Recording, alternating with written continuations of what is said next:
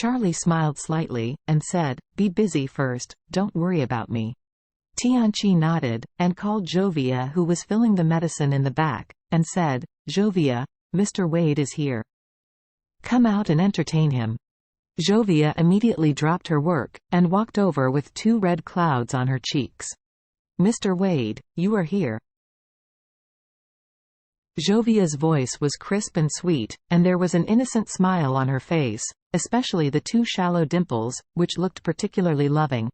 What surprised Charlie even more was that unlike other women, Jovia always had a faint fragrance of perfume, and what she carried was a faint fragrance of medicinal materials. In most drugstores, the medicine inside is very strong, and it doesn't smell good at all, but the smell of Jovia's body is fragrant, and even has a somewhat soothing effect. Charlie looked at her and smiled. "Now that your grandfather is recovering, you just retreated behind the scenes and started fighting?" "Yes." Jovia smiled sweetly, "But I don't always fight. Grandpa sees 5 patients in person every day, and I see the rest." Charlie nodded and said, "Your medical skills are already superb. I believe it won't be long before you will become a famous doctor in Orus Hill." "How can it be?" Jovia couldn't help but shyly said, "My medical skills are far worse than Grandpa, and are even worse than Mr. Wade by 1,000 miles.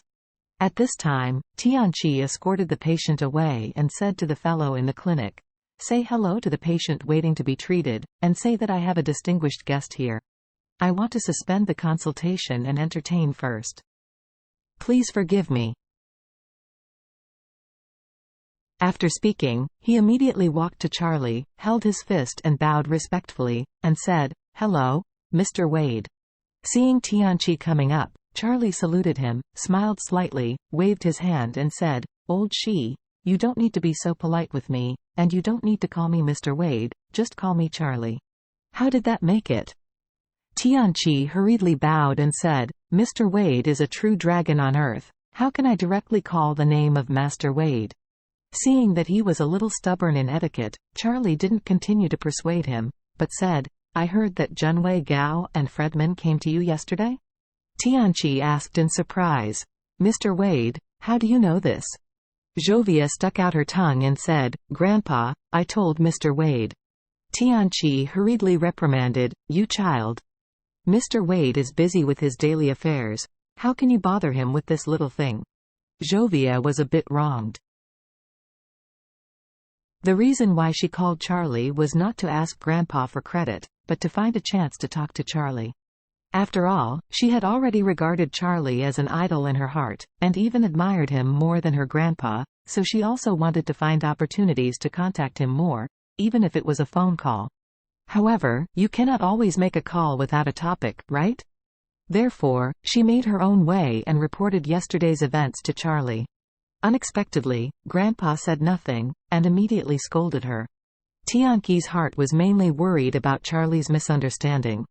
After all, Jovia's call to Charlie meant a bit of asking for her own credit.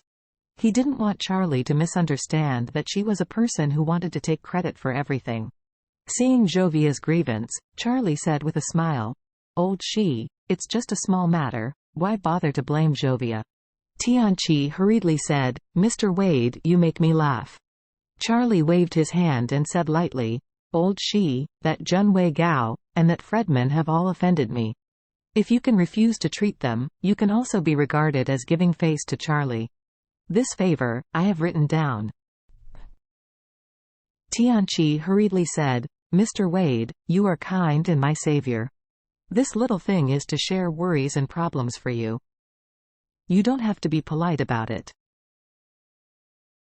After that, Tianqi pointed to his clinic and said seriously, "My decision to stay in Orus Hill to open a medical clinic is mainly to be able to listen to Mr. Wade's dispatch at any time, and have the opportunity to repay your kindness." Charlie smiled and said, "You are interested." After speaking, he took out a pill from his pocket and handed it to Tianqi, saying, "Mr. Shi, the medicine I gave you before can cure injuries and strengthen the body. Although I have not specifically demonstrated it, it is based on ancient records. Even if a dying old master takes a magical medicine, it can prolong life for 5 to 10 years. So I will give you this medicine and do keep it next to you. It may be useful in the future. Tianqi looked at the pill, trembled all over, thumped and knelt on the ground, trembling and said, "Mr. Wade, you can't be more. You have already given me a half-magical medicine last time. Now, she hasn't repaid his favor. How can I receive such a big gift?" Jovia, who was next to him, knelt down when she saw her grandfather, and she knelt on the ground with a plop. But she was clever, with her slender hands resting on top of her knees, and Shoe Muscles' big eyes, shy and bold, looking at Charlie. Charlie's magical medicine was also given to several people. Although these people knew that the magical medicine was extremely precious, the person who knew the value of it most was Tianqi. First of all, Tianqi has practiced medicine all his life.